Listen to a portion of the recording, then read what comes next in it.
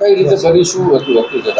અમે સવારના 11 વાગે સોમનાથ જવા નીકળ્યા તો ડાયરેક્ટ જ ફોર્ચ્યુનર ગાડી આગળ ઊભી હતી અને ડાયરેક્ટ જ ઉપર આવીને 5 વાર જે કહેવાય ને કે 5 વાર અમને ઉપર ચડાવી દીધી ગાડી.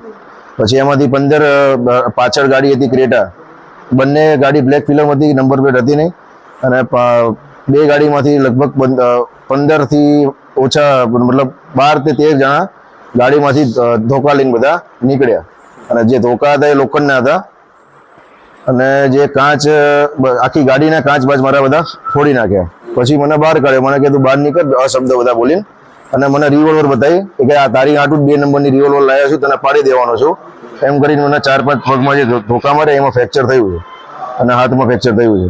શું લાગે આ ઘટનામાં કોણ હોઈ શકે? કોઈ હોઈ શકે નહીં, દેવાયત ખબર પોતે જ છે. બધાએ જે 12 થી 15 જણા હતા, 12 થી 15 જણા બધાએ મોઢું બાંધેલા હતા. પછી છેલ્લે જેનું દેવાયતનું મોઢું ખુલી ગયું એટલે મને ખબર પડી કે દેવાયત છે. તો મેં એને 5 વાર કીધું દેવાયતભાઈ રહેવા દે, દેવાયતભાઈ રહેવા દે, પણ એ કોઈ માન્યો નહીં. એટલે